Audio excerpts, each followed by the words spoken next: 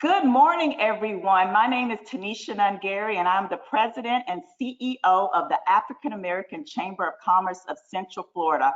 Welcome, and thank you for joining us for this morning's webinar regarding some very important and critical issues with COVID-19 and how it affects the minority community, as well as information that we need as we begin to reopen our businesses and communities.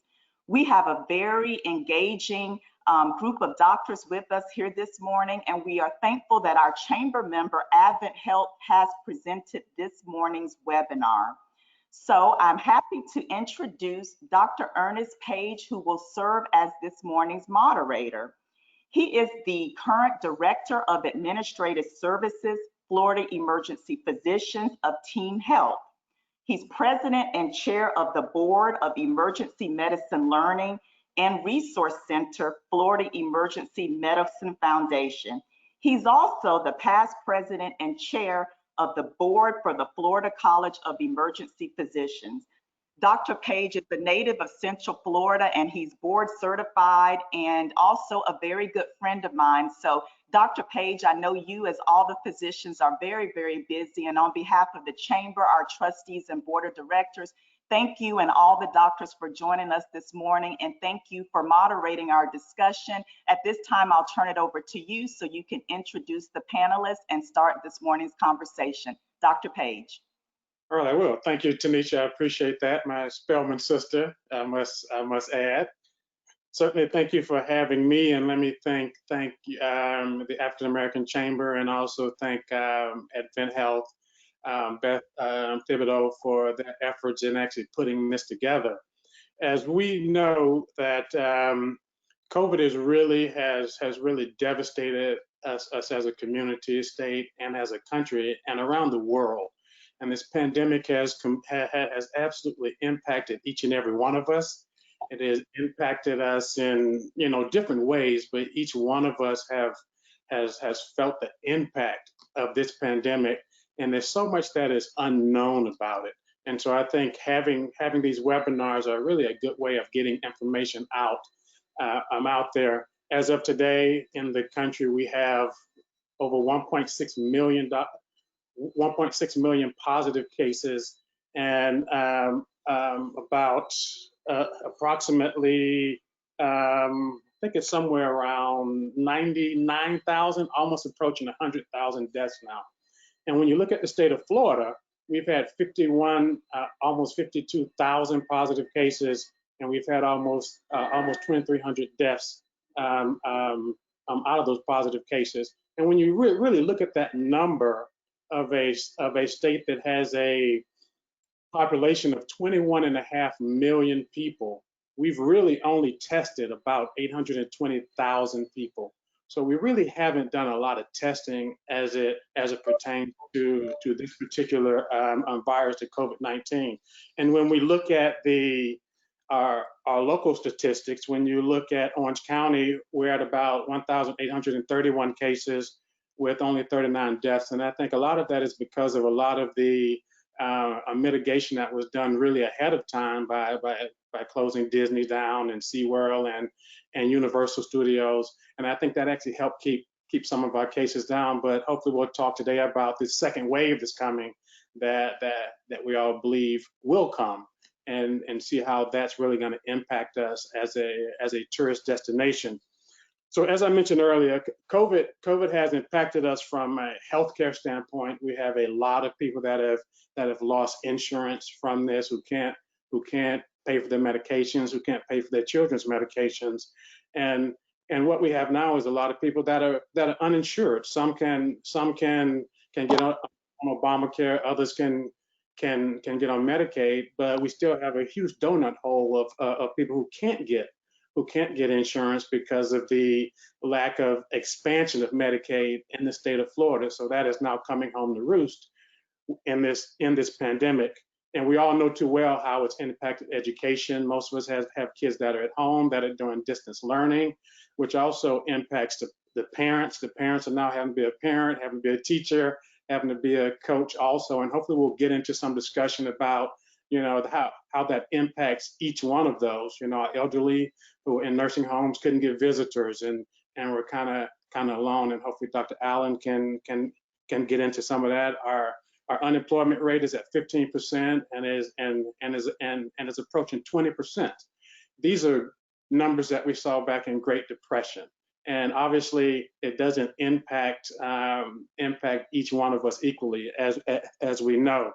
And then also, we know that from a spiritual standpoint, we know that our churches have been closed, and that's been a kind of a hole for a lot of us. Our churches are having issues as it pertains to finances themselves. So everyone across the board has been touched by this pandemic. And so I'd like to first start off by introducing our panelists. And I think what we'll do today is kind of talk about some of the disparities, but also get into what do we expect with the reopening of our community, talk about some of the mental health issues, and also talk about some of the impact on pregnant women, those of childbearing age, and we'll have Dr. St. Louis give us a discussion on that. And then obviously Dr. Simmons will give us a hospital point of view, since he had the unfortunate responsibility of actually trying to run and manage a hospital throughout this entire pandemic.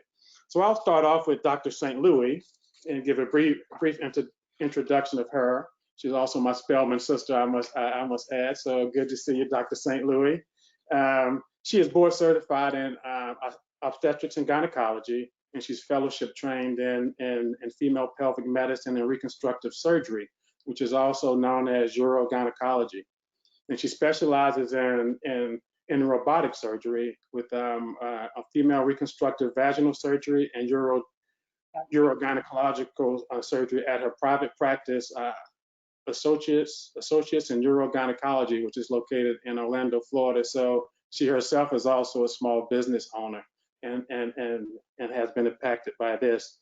She does hold privileges at AdventHealth Hospital, obviously, and she is president of the Central Florida Medical Society, which is the local chapter for the National Medical Association, the NMA, and she's done a lot of good work there in trying to get the society more and more active.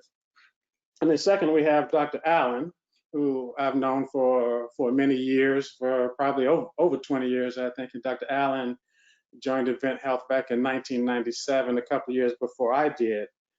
He currently holds positions of section chairman of the Department of Psychiatry for AdventHealth Orlando Division, and he's medical director of the psychiatric medical unit and medical director of AdventHealth Outlook Clinic, as well as coordinator of the consultation liaison for psychiatric services department.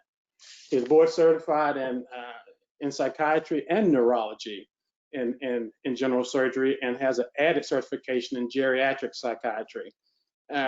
He's developed and implemented his concept of virtual inpatient psychiatric unit, which was the first of its kind in the country, which we now use at AdventHealth, and we affectionately know this as telepsychiatry, which we use frequently in the emergency department, and it has been a huge help to us in dealing with that particular patient population.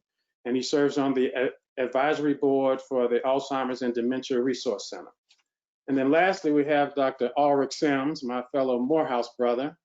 Good to see you, Ulrich. He's vice president and chief medical officer for AdventHealth East Orlando. And as I mentioned, he's been uniquely positioned to deal with this particular pandemic from a hospital standpoint, from a healthcare standpoint, as all of us have, but he's been on the hospital side. Prior to holding this position, he was surgery chief at Florida Hospital, well, AdventHealth Orlando, and he's been a member of the general surgery faculty at AdventHealth since 2006, and was the associate program director for the residency program and also the site director for medical students. He previously served as medical director for the Sherman Outpatient Surgery Center, as well as the chairman of the Florida Hospital System Operating Room Governance Council, which that's been changed to AdventHealth now. He is been recognized by the National Institute of Health as a National Health Disparities Scholar. All right, so that was a mouthful. So now that we have those introductions done, I think what I'd like to start off is why don't we jump right into talking about the disparities and what we're seeing in our community. And I imagine what we'll do with this, as I've been instructed, that we'll save the last 15 to 20 minutes, probably 15 minutes, for any questions that the audience may have. So, and I'll start off, and I'll throw this one to Dr. Simmons, but if any of the other panelists want to chime in, they certainly can. Can you talk about what health disparities we're seeing in our community as it relates to COVID-19, and why is that? Yeah. Well, good morning, and thank you, Ernest, for moderating, and thank you to other panelists as well. You know, I think anytime we talk about disparities or health inequities, it's always good to frame them with definitions. And so I think, you know, foundational to future conversations that we'll have in this time is one, an understanding of what a disparity is and what an inequity is. So a health disparity is a preventable difference in the burden of disease or injury that various populations see. And this is not my definition. This is a definition that's offered by the Center for Disease Control. In distinction to that, the World Health Organization describes a health inequity in the difference of health status or resource distribution between different populations. So when we look at racial populations or ethnic minority populations, we think that those things are more attributable to social conditions, and that they're usually linked to unfair or disequitable distribution of resources or policies. So with that as a backdrop, surprising to say that, you know, nationally, we certainly have seen a great deal of the death burden, mortality, morbidity borne to the African-American community. As I have reviewed the data from Central Florida specific, that is a little different for us, and that's, I think, multifactorial. What we are seeing in the Central Florida region, crossing Orange County, Seminole, Volusia, and Osceola counties, is really a disparity with the prevalence of Hispanics, or what are ethnicities that are considered to be non-white or non-black, which includes Asian Americans, also would include Hispanics, although there's some question as to how you consider that as a race or an ethnicity. And I think that what is causal to that is multifactorial. One, in the areas where you see a high incidence of mortality and morbidity from COVID-19, we have a great degree of geographic density. So you think about a place like New York or Chicago or New Orleans, where residentially you have large tenement living, you have high rises, you also have a very sophisticated urban transportation system, subways and the like. And quite frankly, we don't have that in Central Florida. We don't have those trapments in Orlando. We do still have large clusters of generational families that live together, but our population density, I think, has largely contributed to our ability to not have those surging numbers in the African-American community here. We are still at risk, obviously, because we tend to still lead the way in Florida with patients who are uninsured. And it is clear that even if you offer free care, the folks who are historically uninsured still don't take advantage of that as readily as we would like them to. So I think that we still do have quite a bit of vulnerability there. And I think that, as you mentioned, Dr. Page, the social distancing that went into place has been protective. Yeah, I think that is really where we are right now. Okay, all right, thank you. And Dr. to what you're seeing in your practice, as far as any disparity, any disparities that you're seeing. Obviously, as I mentioned earlier, we have people that are unemployed. We have people that can't, afford food. We have kids that were mainly getting their main source of nutrition was, when they went to school. And then when we close the schools down, there were still some programs in place to get them that. But can you talk about, have you seen an increase in calls of patients with anxiety, depression, or what exactly are you seeing from the mental health side? Yes. From the mental health side, during this period of time, I've kind of been working at the hospital pretty much on a daily basis, and I know we have heard this so many times that we're living in such unprecedented time, and it is true. Before COVID, mental health, we had some challenges in terms of access to mental health services, the stigma that we are dealing with as it relates to having individuals seek these services. Clearly now we add this major stressor, and one of the things that we have been seeing is a change in terms of with some of the reason why people are seeking a treatment. I'd have to say that in the first part of this, because now we're 6, 7, 8 weeks now, probably a little bit more than that, in this lockdown period, and it was an increase in symptoms of anxiety, and a lot of individuals were experiencing that, an impact on their sleeping patterns, their eating habits, and overall changes with mood. As time progressed, one of the things that we have been seeing more is impact now in terms of where we're seeing more symptoms of depression, and given the work that we do in the emergency room, as this continues to increase, we have also seen more changes where it's leading more to that sense of helplessness, hopelessness, with some cases where we're seeing suicide attempt. We have a range of reasons why individuals from financially that are getting impact, and I feel that this is just at the beginning as it relates to the financial impact, to those that are with our elderly population. My background is in geriatric, that are saying, if I can't see my my family, if I can't be with my kids, I'd rather not even be alive. So these are all the changes that we are seeing, and it has been very important for us to have the proper context of how we are going to approach and treat these individuals.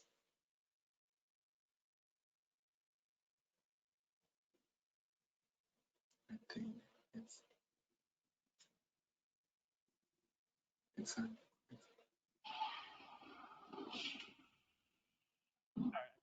Gotcha. Sorry about that. Can have you or any of your colleagues, or can you speak to what impact this has had currently and into the future on our pediatric population, on our children who have completely had their routines completely changed? Can you comment on that for us, Dr. Allen? Oh, sorry. Yeah. So in regards to with children, we are seeing in terms of issues as it relates to over the past weeks. We are living in very close quarters. That has changed family dynamics. I feel to some degree in a significant way. And one of the issues that I often advise or counsel to families is that we are remind the parents that the children are modeling after them. And again, before we just had maybe 2, 3 hours, 4 hours maybe of daily contact. Now wake hours is 16 hours, and now they're seeing more of them. They're modeling more after them. And I often remind them, which sometimes become a burden to the parent, that really how they manage this situation, the kids are observing the impact of what stress can happen or what stress can do in the family. And it's very important for the adult to realize that they are observing and they are learning and modeling after them. So we are seeing some of those changes. There has been in some hospital system, and that's just the reality, that increases of cases of abuse. And these are things that we have to be mindful of, but it's a change that we have noticed in the past 8 weeks. Okay, good. Yeah, and that's a good segue into what else I was going to ask you about. Having to be home in close quarters now, we hear kind of reports of increased abuse of children, increased domestic violence cases. Can you talk more to that also, and what you're seeing, or what is your experience in that? In regards to that, it seems that yes, the close quarters is one factor. I describe it as creating the perfect storm. But then not only that, if someone is starting to having symptoms of an anxiety or depression, some individuals have been utilizing alcohol as a way of treating some of these symptoms. And we know once that gets into the picture, once there is changes of the individual drinking pattern, we know that with alcohol, it depresses, but also disinhibit. So you can see in terms of a combination of all of these factors that lead to higher risk of these cases. And now with all the different things that we're dealing with, and I feel that at this point, we haven't yet seen the extent of the financial impact. And this is one now that I'm slowly, as I'm doing those calls in the emergency room, as I'm seeing those patients on the medical floor, that we are slowly starting to hear more about. Absolutely, thank you. And can you or Dr. Simmons kind of talk about what resources are out there for families who may need help? And understanding that we may have some who don't have insurance, or, who don't have the resources to get help like others. What resources are in the community for people, or even through AdventHealth, for people who may need help? Mm-hmm. Yeah. Through AdventHealth at this point, we have the Outlook clinic, that is a clinic for the uninsured, that even throughout this time, it has remained operational primarily more by telemedicine and telephone assessment. So that clinic is created for the uninsured that has a medical condition, but in addition to that, have symptoms of anxiety and depression. The other resource in our community is the Mental Health Association. And the Mental Health Association, they are having support groups that are web based, and they have been a partner with AdventHealth for many years and have been a great resource for us. And then in addition to that, you had mentioned earlier about the our telemedicine services. And throughout the AdventHealth system in the Orlando area and also in the North market, within an hour of the request, an assessment can be done via telemedicine. And I think that has been very helpful for our emergency rooms. And this is something that we had been working and designing for the past 4 years, and clearly now it's more necessary than ever. So those are the three main areas that we have for services in our community currently. Okay, I appreciate it. Dr. Sim? I would just add to that, you know, Dr. Helen provided a wonderful organizational view, but I think that there's some things that individuals can do as well. I think this is a time when you talk about children being at home to really hardwire in some routine, spending time walking together, exercising together, taking your shoes off and walking in the garden and getting back to some of those basic things. Tons of people are gardening now. You know, the concept that social distancing, it's physical distancing. Actually, what we need is more social interaction. So we need things like this. We need your high school alumni chapter. We need your sorority and your fraternity chapter. Get in touch with your line brothers on a webinar on a regular occasion. Stay very, very close to these people so you don't feel these senses of isolation, so we can be connected. And then finally, there's some really good scientific literature that's out that's showing that actually exercise, cardiovascular exercise, may be protective from COVID-19. So I think, you know, getting back out into the community, this again is a disease that affects the lungs, the lining of the lungs, and causes really irreversible scarring to the lung in very, very severe cases, which again are less than 10 or 20% of the time. But the best thing to do if we're concerned about that, if we're feeling overwhelmed, exercise has been well known to be a wonderful stress reliever. And if nothing else, it will allow the body to remind the brain that you are physically healthy and able-minded and embodied. So there's some local things that I think we can do in addition to some of those more systemic or corporate things that Dr. Allen has mentioned as well. Yeah. I think you bring up some good points, Dr. Simmons, and that I even personally, I think I've reconnected with people I haven't seen in years or talked to in years, because it's so much easier now that we're becoming somewhat proficient with the televideo, obviously. Yeah. And I know my wife loves the fact that I dusted off my road bike, and I've actually been using that multiple times a week. And so I think the point about exercising and really taking care of your body is actually an important one, and one we can't overemphasize, right? Because as we know, when you look at minorities, we have a lot of the kind of comorbidities, or we have a lot of high risk diagnoses, that we're seeing, highly impacted by this particular virus, COVID-19. And so I think that's really good advice, from a nutritional standpoint, exercising, and from a mental health standpoint. I think both of you have actually made some really great points. I'm going to bring in my Spelman sister, Dr. St. Louis here, and I want to pivot over to kind of the OBGYN realm. And obviously, I can remember back in swine flu H1N1 days that the pregnant women were really adversely impacted by that.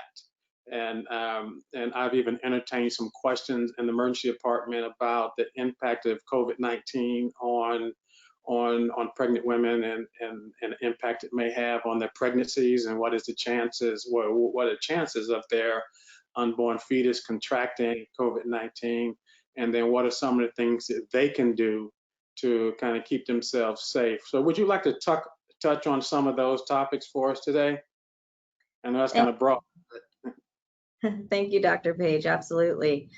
So first, I'd like to start off by saying, as far as pregnancy goes, I think this conversation is relevant to many of our audience members, because many of us know someone that during this time is pregnant, or has recently delivered, or has recently conceived. So it is a very important piece of information. And I'd like to start off by talking about, for those that are pregnant but do not have COVID-19, and then we'll get into a little bit about women that actually do have COVID-19. So if you are pregnant, definitely try not to panic. Please follow the local government and health department instructions. Continue to wear a nose and mouth covering when you do go out. And continue to go to your prenatal appointments as scheduled, because your doctors and their offices are taking great precautions to protect you and your family. Most offices are only allowing you in at this time, and delivery in a hospital setting is still considered the safest place for mothers and babies. And again, every precaution is being taken by AdventHealth and other organizations to keep you safe. So it's not advised to attempt a home birth, especially if you are high risk. You may continue vitamin supplementation, and please ensure that you have adequate water intake and proper nutrition. A lot of women that are pregnant wonder if it's safe to go outside, and yes, it is safe to go outside. We do recommend that you seek regular routine exercise as allowed within your pregnancy. And again, if you are working, try to work from home as much as possible. And if you're concerned at all about any potential work hazards or exposures, you should speak with your doctor immediately.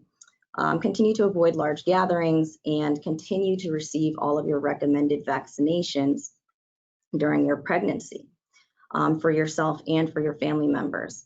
And of course, if you do develop symptoms or are exposed to a known COVID-19 positive person, make sure to call your doctor immediately, especially before going into the office, and they will direct you as to whether you need to go to the emergency room or not. Now, for COVID-19 in pregnancy, as you were saying, a lot of times in pregnancy, we worry that a disease state is either going to stay the same, improve, or worsen. As far as manifestations go in pregnancy and the spectrum of severity, it seems to be similar in pregnancy as outside of pregnancy. So we're not seeing that COVID-19 is worse in people that are pregnant. We do have patients that have mild symptoms, severe and critical symptoms. And of course, we have the asymptomatic versus the pre-symptomatic patient. So for a pregnant woman that does test positive for COVID-19, as long as they have very mild symptoms, which is the majority of patients, it is recommended just to self-quarantine for 14 days. Make sure you're in touch with your doctor's office. They may want to push your in-person visits back until your quarantine is over. And it's very important to sign up with a COVID-19 pregnancy registry, because this is the best way that we can continue to collect information on COVID-19 pregnant patients, because we don't have a lot of information as it stands. Your doctor will give you information on symptoms to look out for that may progress, such as difficulty breathing, fever over 102 despite the use of Tylenol, persistent nausea or vomiting, checking your oxygen saturation levels at home, or any other obstetrical concerns.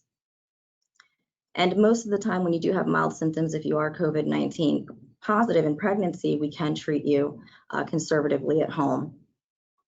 And your doctor, again, will give you signs to look out for progression to moderate or severe disease, which would make it necessary for you to be admitted to the hospital for inpatient management in what's called a COVID-19 unit.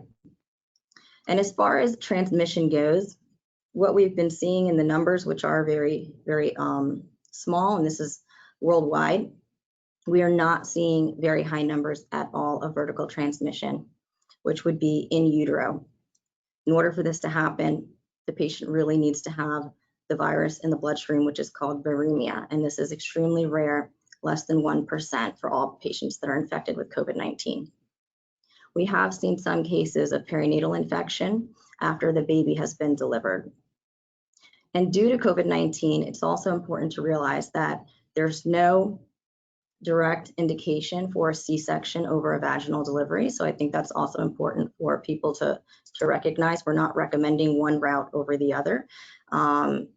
It's also important that we'd like these mothers to be able to get home as soon as possible. So a natural vaginal delivery would be the safest and quickest option for that. And then I think that also brings us into the fact that a lot of these mothers have been in a situation where they've been isolated from their newborn and also isolated from their family. So that kind of wraps it back around also to overall psyche and mental health as well. We know that postpartum depression is very common, and we have seen an increase in numbers in postpartum depression. Hospital systems are doing what they can to bring the mother and the baby back together again as soon as possible. And in the beginning of the pandemic, I think there was a lot more separation of mother and baby. Now we are allowing COVID-19 positive women who have recently delivered, if they so choose, to breastfeed their children. There are precautions that are in place for that to occur, and those mothers are not allowed to go to the NICU or the nursery. That wraps up the talk on COVID-19 and pregnancy, and any questions, please feel free to put into the chat box. All right, I appreciate it. Very, very comprehensive, so thank you. I'm going to stay with you because I want to pivot to talk about the impact on business and actually moving forward with the reopening of our economy, so to speak. Now, you being in private practice and being a small business, which makes you a small business owner, how has this impacted you from your standpoint? It's been a significant impact, especially being mostly an elective surgeon in small private practice. I'm a solo practitioner. I have 2 employees, and I think many small business owners can talk about the fact that, you know, you're seeing volumes down and you're doing what is safe and what is right for your practice, for your business, and for your employees. So we're staying home as much as possible. If we are in the office to see patients, it's one at a time and only one staff member. I think all businesses, you know, not necessarily, I think you're obligated to protect your patients, obviously, but if you're not in a medical business, I think that other small businesses should really look into the fact that not only are you there to protect the clients that you're serving, but you're also there to protect your employees. So I think safe practices for reopening businesses are essential. Wearing masks, sanitizing surfaces, making sure that people and clients are 6 feet apart, constantly cleaning down high touch surface areas, things of that nature, and just continuing to do it safe, because at the end of the day, we all know it's not about the numbers, it's not about the volume, and it's not about finances for small business. It's really about staying healthy and trying to keep these peaks from reoccurring continuously. All right, thank you for that, and I totally agree. I'm going to pivot over to Dr. Simmons now, and as we talk about, and I must add, you know, you could spend hours talking about this, so we're trying to get as much in as we can, you know, within an hour. But as we know, you know, we're starting to reopen businesses, you know, to see if we can get our economy going. And I guess at some point in time, you had to do that. There, we can debate on if we're doing it too soon or not, or when it's the right time to do it. But nonetheless, it is happening, and all of us have seen all of the news coverage, you know, especially this weekend with the beaches being crowded, pool parties, and so this will be an interesting time to see, you know, what happens in this phase of the pandemic. But Dr. Simmons, can you talk to, because I know during the pandemic we saw decreased volumes, people not coming to the hospital, and what we're starting to see now is that we're now seeing people with advanced disease, advanced illness, who should have come to the hospital. And you could call it a non-COVID related illness, but it was somewhat COVID related in that they didn't come because they were concerned about COVID. And so people were scared to come to the hospital and come through the emergency departments. Can you talk somewhat about, at least from AdventHealth standpoint, what they are doing in this reopening to, one, keep patients safe, to keep staff safe, to keep visitors safe, and to reassure the public that the hospital is a safe place to come to seek care? Yeah, that's a very, very salient point. I think, you know, not only were patients afraid to come to the hospital, but in many instances they were told not to by, you know, national leadership and Dr. Fauci and the like. And to some degree, I think that helped. We also went through a process what we call reverse triage. So typically you think of being triaged as coming into the hospital. We literally went through a process of reversing that. We had anticipated a surge in the Central Florida region prior to the social distancing and the governor closing down the state, somewhere around 12 to 15,000 patients, of which 8,000 of those or so would need an intensive care unit, and then about 4,000 or 5,000 of them would actually need a ventilator. So thank God we never saw that. But we as a hospital system took a posture that was preparing for that. And was very, very deeply involved with a large team of folks.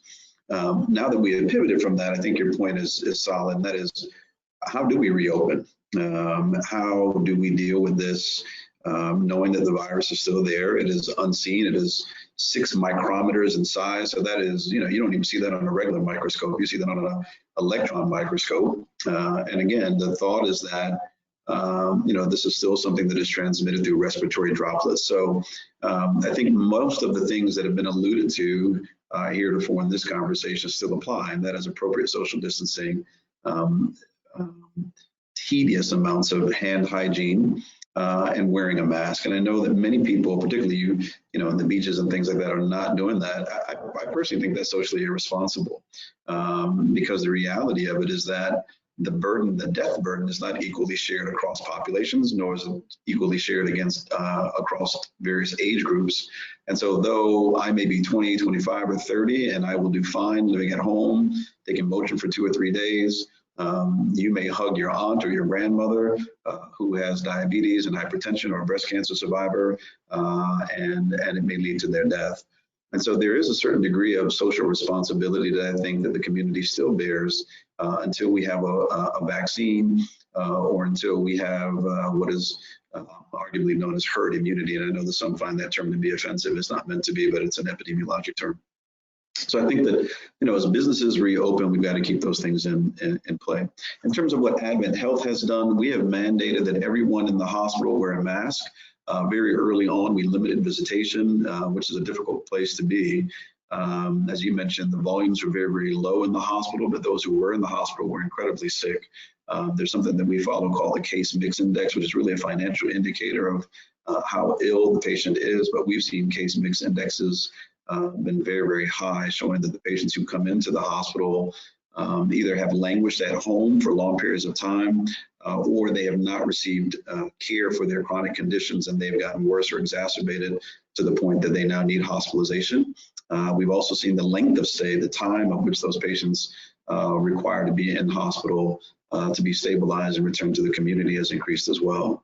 So a great degree of what some would consider to be pent-up demand for healthcare needs, and again, affecting populations in a special way. And this is outside, again, of a COVID phenomenon. So most of the diseases that we're seeing that are being hospitalized are not COVID related, but they're exacerbation of conditions where patients of color, African American and Hispanic, have a higher predisposition to in our geographic basin, and we're seeing an exacerbation of those things. So that's congestive heart failure, COPD, diabetes, asthma-related diseases.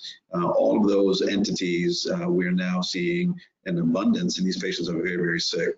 So in terms of what we have done, we have social distance signs throughout our entire floor. Every employee who comes to work must wear a mask. The only reason I'm not wearing one right now is because I'm in a large room by myself. But all of my coworkers and executive teammates have a mask on if they're within the appropriate space of one another. All of our floors are detailed out. We've gotten rid of some of the seating so that we have spatial distances in the areas where patients would congregate. We have laxed our visitation policy. As I mentioned earlier, we had 0 visitation policy. We are now allowing 1 visitor per day.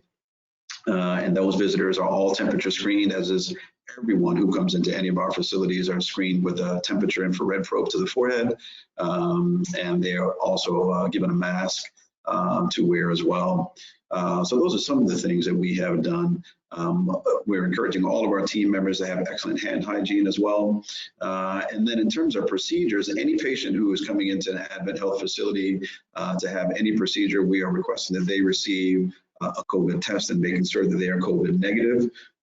There's a replete amount of literature available in the global community demonstrating that patients who even are asymptomatic or who come to surgery and are COVID positive have worse outcomes in terms of pulmonary disease that may be unrelated to their the procedure that they're having. And so we want to make sure that we're doing due diligence with those patients and COVID testing them prior to having these elective surgeries. And then, you know, finally, what we're really doing is ramping up our testing mechanism to be able to test more abundantly both our staff, our physicians, and our clinical patients as well. All right, I appreciate that. Thanks a lot. And I think the message that we want from this is that the hospital is a safe place to be, and we are being very diligent in making sure everyone is safe. Even during the pandemic, as Dr. Simmons mentioned, we saw some of the lower acuity patients not show up, but we did have some really, really sick people. And all of our COVID positive patients, we had them isolated to one floor, one ward. So in order to kind of decrease transmission. the virus. So the word is that should go out is that the hospital is safe, and that if you need care, please seek care, because we're actually seeing a lot of preventive, a lot of illnesses or a lot of disease processes that could have been prevented if they had sought timely care. So absolutely, we want to let everybody know that it is a safe place to go. And if you need to consult with your primary doctor prior to that, that's fine. But if you have a true emergency or you are sick, please seek help. Yeah. One of the things that I would also like to inject here is that, when we look at results for mortality and death from COVID-19 in the ICU, our ICU survival rate is some of the best in the country at AdventHealth. And I'm really, really proud of the teams that have been doing that. We're seeing mortality rates somewhere between 14-20%, which is high, arguably, but certainly not the 60 or 80% that you're seeing in New York and things like that. So, we've got a solid team of professionals who are working at every angle: clinical, environmental, facilities. We think about COVID-19 as being a phenomenon of doctors and nurses and frontline providers, but I'll tell you, anyone who has been involved in the hospital knows that if the room is not sterilized and cleaned properly, it will bring your hospital operations to a screeching halt. And so, I think we cannot cease to be grateful for our environmental services team and our nutritional teams, who are largely people of color and ethnic minorities, who are working extremely hard to make sure that these rooms are sterilized and cleaned and prepared for our guests. Right, and I think that's a great point to make, is that prior to COVID, a lot of minorities, worked in environmental services, worked in hospitality, business, or what have you, and it wasn't until COVID came around that we looked at them as being essential, and now they're the ones that are having to clean the COVID rooms, clean the CAT scanner, and so all of a sudden they have become essential, and they are disproportionately minorities, and so I think that's a great point that you bring up. I don't see any questions in the chat, so I'll continue to ask further questions until I see some there. If I'm looking at it correctly. So as we know that the country is starting to open up, and there's been a lot of discussion about the second wave that we'll probably see in the fall, and most people think that we will, if this virus acts as previous viruses have, or current viruses have. There's no reason to believe that we should not have a second wave. Now, what complicates that is that is also the beginning of our flu season, right? So now we have COVID and flu to deal with, and now we're looking at, and what I'm hearing in the news is that we're going to have a pretty active hurricane season. I'm on top of that, to pour salt into the wound. So we have some serious challenges ahead of us. Well, either one of y'all can answer this, and I'll just throw it out there. What is your opinion on the second wave coming, and what preparations should individuals, businesses be making right now in order to prepare for that? So either one of you. I think that the second wave is a strong potential that we do have to be prepared for. It's as you mentioned there, this is a multivariate experience. There is the death and pain and suffering impact. There's also the financial impact. And let's face it, there is a balance that we have to have. You think about the Disneys and the hospitality sectors and the Universals, they all contribute extensively to our tax base, which ultimately fuels our police and fire and public school systems, and there's been no revenue or very, very little. And so there's clearly a need to get that economic engine going back. As you mentioned before as well, many of the employees who work there receive their health care as a benefit of employment. And there are millions of Americans, I think it was 4 million Americans applied for unemployment last year. So there's clearly this juxtaposition between the need for economic survival and the need to remain open and be economically viable for, if nothing else, fear of civil unrest, which I think that there are some factions out there that seem to represent that as well. Similarly, I think, if you look at the stock market, it seems as though even today, the futures are up 500 points.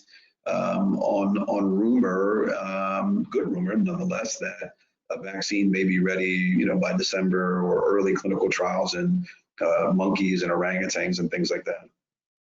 So how do we put ourselves in this position as a business owner where we are prepared for any of these other calamity or catastrophic kind of things that may endeavor, whether it be hurricane, second wave, political unrest, and the like? I think one, it's time to be very, very fiscally smart. So I think to position a business in a way that it can take advantage of COVID-19. Certainly everyone, if you go to a Best Buy or go online to Amazon, I think there's no shortage of inability to get webcams and PCs. So think about how you can get your company prepared to work remotely. Do you have direct deposit? Do you have checks that are still required to be manually inputted? Do you have the right technology to make your clientele feel comfortable? Do you have the ability to screen them? Do you have the right personal protective equipment for yourself and your team and the clientele that you serve? I think all of those things are very, very important. As it pertains to hurricanes and things like that, I think, we just have to live in the moment. There's enough worry in the world that we could be overwhelmed by that. And I think Dr. Allen sees that every day. But I think there's still a reason to be optimistic. I know in the middle of this, I told my team, I said, I know you could look around the room and you saw the heavy faces when we were talking about the disease burden we thought we were going to see. And I think the sunrise is a really, really good reminder. That sunrise every day, it's the same sun that rose while Africans were in slavery.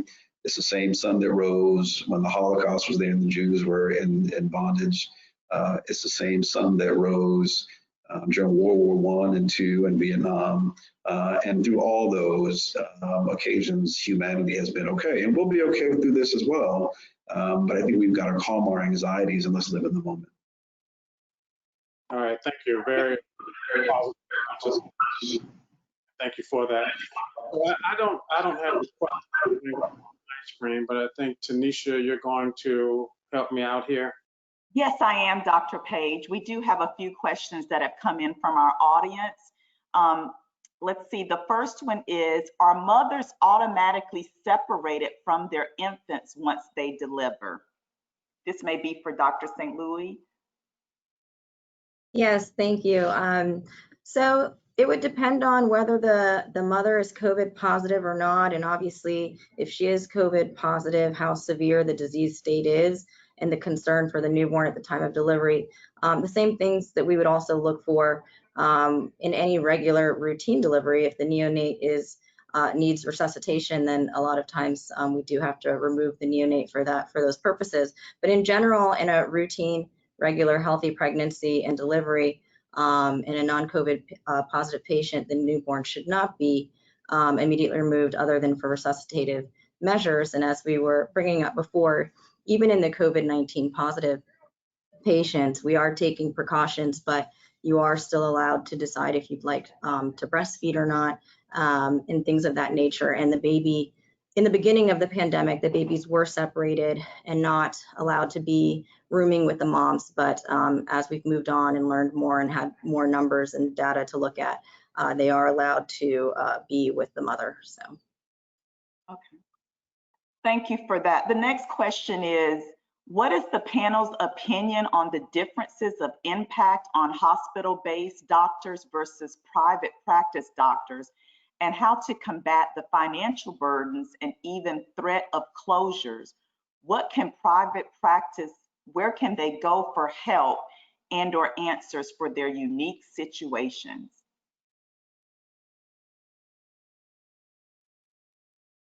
Yeah, I'll take a stab at that one. That's a powerful question and something that is very, very real. So one of the things that AdventHealth has done to any physician who is a privileged provider is something called the communication connector. So we literally have a phone tree that has reached out to a number of community physicians. And simply because you're hospital-based does not mean that you're a hospital employee. There are very many hospital-based doctors, like emergency room physicians or hospitalists, who are not employees of the hospital.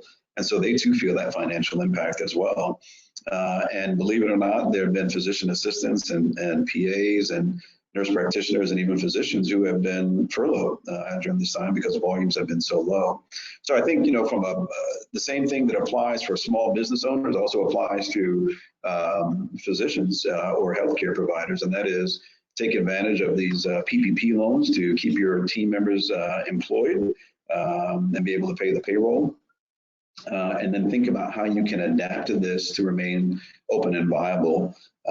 Become very, very familiar with telehealth and find out the billing codes and structures for remuneration for that. And then see what you need to do in terms of your physical plant to be able to safely operate and get word out. I think the key for providers is to be able to stay in contact with your patient population because they need you. That's the reality of it. Again, we may be social distancing, but if I'm diabetic, my diabetes has not changed because of COVID-19. Maybe it is because I'm eating a little better and maybe not eating in restaurants and drinking bad things. But the disease prevalence for so many other diseases that are not COVID related have not changed. And the population of patients that need their care providers there remains. And so the power to be able to engage those patients and let them know what platforms or conduits they have to reach you and your care becomes essential. I think the other thing to think about is from a business decision, think about taking advantage of some of the forbearances for mortgage payments if you own the building where your practice may be in, or if you lease a building, have those kinds of conversations.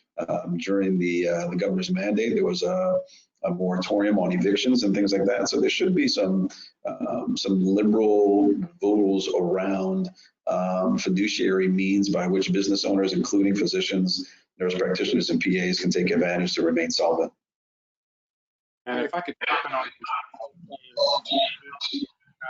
we as a group, my particular medical group, and we staff the emergency department, all of the AdventHealth hospitals in Central Florida.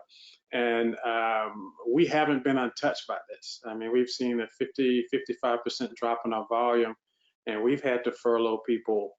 And I was just on the call this morning trying to figure out, what do we do next come June or July, if our volumes don't increase. And so I do agree with Dr. Simmons that you kind of have to think outside the box, kind of look and see what resources are out there for you, and actually reevaluate your business model. And see, he mentioned telehealth, that's become very popular, and, it may be a threat to the hospital, but, as a private practitioner, that may be something that you may want to look at. I'm the owner of, several small businesses, and I'm outside of what I do in medicine, and I was just like every other small business owner. I had to apply for PPP. I have employees that had to be furloughed that we were able to bring back, and we were able to get some forbearances on some mortgage payments. And so I think just reaching out to your bank, kind of looking at your current business model to see what's out there for you, what kind of resources are out there for you, makes a lot of sense. Thank you both. Very, very good advice. Yes. Do we have something else to add, Dr. Yes, Al? I guess just to underscore the fact of telehealth, I always, and this is now for 4 years, saying that telehealth was created for psychiatry and psychiatry was created for telehealth. Because for some that have been able to make that quick change in their business model, I think there was a lot of issues where someone was, the provider had difficulty with embracing telehealth, and they would often say that it's a patient that had the difficulty, but I think we had issues as providers too. And during this time, we have seen some practices that have actually gone up in volume by 60% because of telehealth. So in the midst of all this adversity, there are opportunities that are there, and we need to try to seek them. Okay. Thank you, Dr. Allen. Thank you all for that input. A few more questions. When is the second wave, and what can we do? If we only knew, right? Well, typically, I think the second wave, I think the data will tell us when the second wave is. And I think, one of the things that Dr. Page mentioned is, the importance of testing. If you think of how testing rolled out across the country and the delay that we had in it and the lack of ability still to get it unless you meet certain clinical criteria, That's the only way we'll know the second wave. Part of the challenge that we have now is we look at deaths, and we still think that the amount of death as it is attributed to COVID-19 is underreported because we haven't sampled the population. I don't know that there are very many other diseases whereby you make a statement of a sample size of 2% of the population and say that this is what it is. So I think, as our laboratory skills enhance, and we have tests that don't have as much of a lag time to get the results back as we do for many other things like influenza, where we can get a result. Dr. Page in the emergency department or his colleagues can get those results in a matter of minutes and not hours. But with COVID, we're still oftentimes looking at hours to days. That will give us some indication of when that second wave is. And I think, the CDC came out with guidelines looking at the rates of decrease of COVID spread. And as long as we continue to see those decreases, I think that we do have to get back to some normalization of life to the extent that we can. It's a new normal. There's no two ways about that. And I think to Dr. Allen's point, the faster we're able to embrace how we can be financially successful in our various spheres of influence, mindful of these new normative things, the better we'll be. And along those same lines, another question is, do you foresee another lockdown scenario during the second wave? I think it depends on who you ask that to. There's certainly a pent-up demand of people who don't think that the first lockdown was appropriate. And so I think all you've got to do is look to popular media and see things about where different conventions will be held and the ability to guarantee that in November 100% of our capacity will be filled, which is, to me, just a barometer of the climate that we're in. Certainly if it's overwhelming, like we're seeing in other parts of the world, and that's one of the benefits actually we had in the US, is that we were able to learn from the Chinese experience and the Italian experience, and probably could have learned better from places like Singapore, where they never really had these numbers like we have.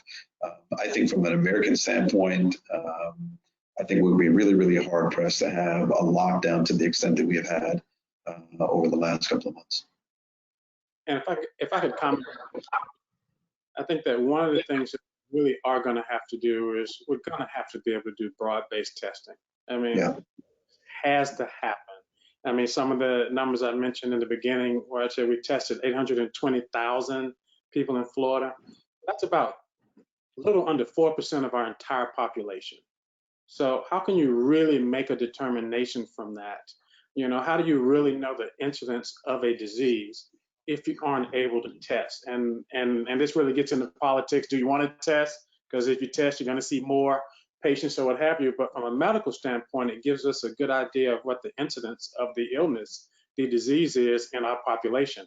So I think that's going to be very important. And that's one of the things that keeps me up at night is when we have the flu and coronavirus, and the usual kind of fall, winter illnesses that come back, how will we manage those? Good points, good points. To all the panel members, what are specific instructions you can give to laymen about how to conduct themselves when they leave their homes? Dr. Simmons, please explain in layman's terms why wearing masks are important. Sure. So wearing masks is important because, again, we think that this is largely a disease that is transmitted through respiratory particle. So spitting, sneezing, fluid that comes out of the body. And the importance of a mask is that you keep your particles to yourself. You don't come in contact with others. So the way that those respiratory particles or fluids would come in contact would be either for me to cough within 6 to 10 feet of you, or you to do the same for me, or for me to touch a surface where those particles are present, and then rub my eyes, my mouth, my hands, bring them in contact with my face so that they enter my body. So the thought about wearing a mask is preventative from two different ways. One, it allows the individual wearing a mask to keep their own particles in the event that they may harbor COVID-19 and be asymptomatic. And we know that at least somewhere between 15 and 30% of people who carry COVID-19 are indeed asymptomatic. And then the second is that it serves a barrier. I have a bad habit of putting my hand on my face, and I'm literally, as I'm here on this webinar, trying to force myself not to do that by twirling my pen without a mask on. And so the mask also serves as a barrier to the face and the mouth and the nose from our hands that may not be sanitized as we would want them to be. So, you know, that's not heavy laden in science, but it is excellent hygiene, and it works. Again, I credit that hygiene process and our social distancing process to why we haven't seen these big numbers in the state of Florida. Good. Anyone else want to add how we should conduct ourselves when we're out in public? You did an excellent job.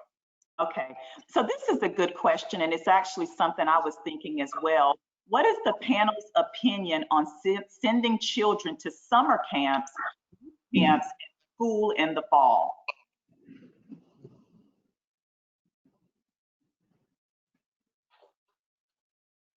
I think that is a tough question because, as we've talked about before, the economy is reopening, whether you're comfortable with it or not. And I think it's going to be up to each family's decision and discretion as to what they want to do.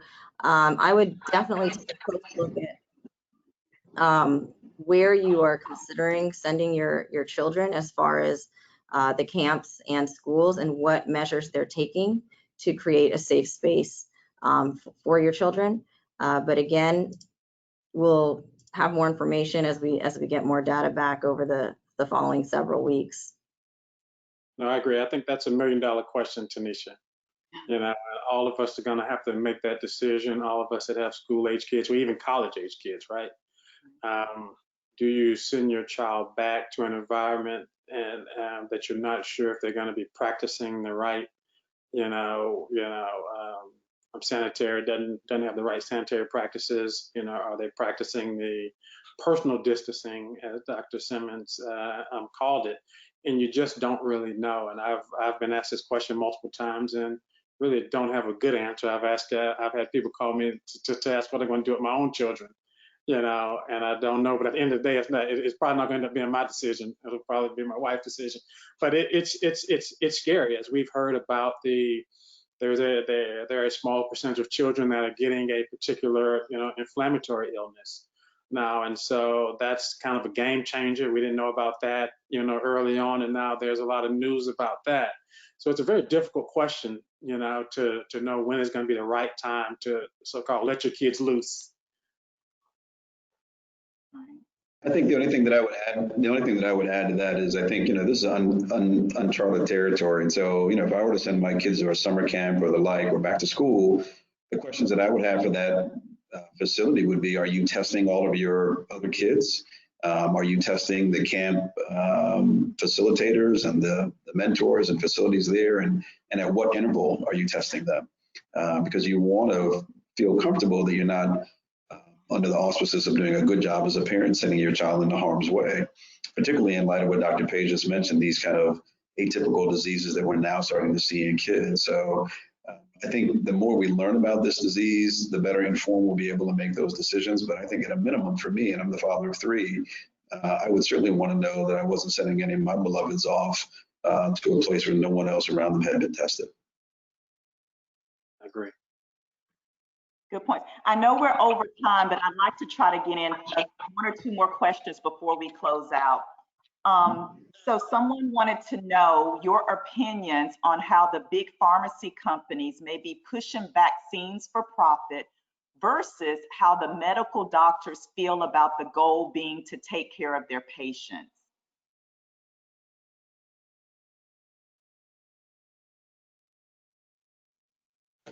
Anybody else want to take a stab at that? Nobody wants to talk about these vaccines. Well, I think the reality of it is. I'll give a quick answer. Go ahead. Yep. I will say, as a physician, being in private practice or not being in private practice, I think the question makes a good point. They point out big pharma and they point out the medical professionals, which are a lot of times 2 totally different scenarios. As a physician, I don't see the profit of vaccines. I'm not being paid by pharmaceutical companies. I have been medically trained, and I've learned over time what vaccination and what science and what modern medicine has done as far as eradicating disease, keeping levels low, and keeping us safe so that we can be in our economy as we were 6 months ago. So I think there's two issues there. The big pharma companies may have a completely different answer to that, but as far as the question is posed, as a healthcare provider, I always want to keep my patients safe. So I'll do what I feel in my training and my background and my experience is well for them. Yeah, you know, I can respect that opinion. I think that there is nothing wrong with doing well and doing good simultaneously. And what I mean by that is that a company, big pharma or small company for that matter, may want to do financially well, but they can do good for the community in the simultaneous effort. And I don't think that physicians or clinicians need to be in the opposite opinion to big pharma. I think if it is, we do have a responsibility to make certain that what they are putting forth, that ultimately we are injecting into our patients or giving them, is safe. We've all sworn to a Hippocratic oath, and amongst one of those things is to do no harm. Primum non nocere, first do no harm. And I think every physician worth their salt need to have that at the very, very front of their mind as they think about what they prescribe, what they inject, or what they tell their patients is in their best interest. And I think, you know, recently the Food and Drug Administration has had over 70 what are called EUAs, emergency use authorization. So they have not gone through the regular rank and file procedure to be approved. And I think it's creating a lot of opportunity for bad things to happen. And I think physicians, particularly in this era, as it pertains to vaccines and the like, you know, now is when we've got to really put on our thinking hats and look at the details, the specificity. How does this vaccine really recognize this virus? How sensitive is it? What are the risks of it? I think now is a time more than ever before that, despite these financial obligations that we're under, that we really got to do our due diligence and protect our communities, particularly African Americans and special populations. Can I piggyback on that one quick, Tanisha, and just say that there's a lot of information, a lot of products out there, you know, as far as COVID testing, and you know, you can get this test and do it at home and this and that. You have to really be careful because, as Dr. Simmons mentioned, a lot of stuff really hasn't been vetted. And so this is a little bit off from the question. So, but I would say to the audience, just make sure you are working closely with your physician before you get involved in any particular, start taking any particular medication or start spending money on testing that you find online. Because as we know, there's a lot of junk out there, and there hasn't been the typical safeguards that we've had in the past, as Dr. Simmons mentioned. So just be careful with that. And I do agree with him, is that we as physicians have a responsibility to make sure we are doing no harm to our patients, and that's what really guides us mostly. Okay, thank you. And on that note, before I turn it back over to you, Dr. Page, if you all have any closing remarks, as a follow-up, the person who asked that question said, "We applaud and respect all of your responses and your medical perspectives. Thank you for your open and honest responses." So before I close out, I'd like to turn it over to you, Dr. Page, if you want to close out, if you all have any closing remarks you'd like to make. Okay, absolutely. Well, thank you. Thank you, Tanisha. I appreciate it.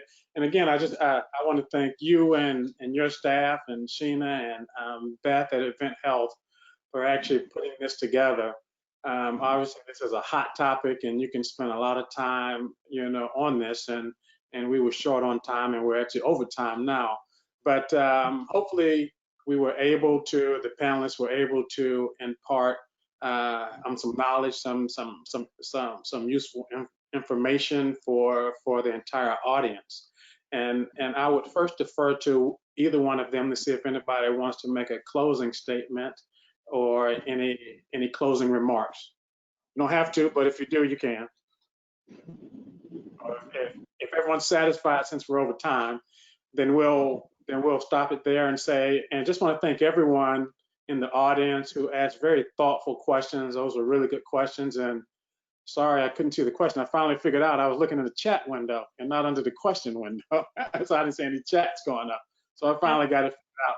But I want to thank everyone and want to just say to everyone, just be safe, be smart about what you do. And when you leave home, assume that everyone has the virus, and protect yourself and protect your family. And I mean that with all sincerity to do that. So thanks to everyone. Thanks to the panelists, and thanks to you, Tanisha, and AdventHealth for putting this together. Wonderful. Thank you all. Thank you, Dr. Page, Dr. Louis, Dr. Simmons, and Dr. Allen for taking the time out this morning to have this very important conversation with members of the Central Florida community. You all definitely gave us insight that we can use as we move forward with reopening and just making sure that we keep ourselves and our family and our loved ones safe. So thank you so much, and a big thank you to AdventHealth for being the sponsor of this webinar. For those of you in the audience, please follow us on social media and check out our website, www.blackcommerce.org, for more of our upcoming webinars. And this recording will be available also on our website. We have a few upcoming webinars. I'd like to point out June 18th at 11 a.m., contracting opportunities with the Florida Turnpike Enterprise. With the reopening, we've got to get back to trying to get contracts. And so here at the Chamber, we want to provide some information for you. So please go on and register for that upcoming webinar. And then save the date. With all of this going on, we can't lose sight. This is a very important election year. So we will host a virtual hobnob on July 16th. More information to come on that. August 21st, we will have our virtual Empowerment Business Conference. And we had to reschedule our golf outing, which was scheduled for May the 11th. Now it will be October 26th, God willing, that it's safe to do so then. So again, thank you everyone for joining us. Enjoy the rest of your day, and please remain safe and well. Goodbye. Thank you. Bye. Thank you.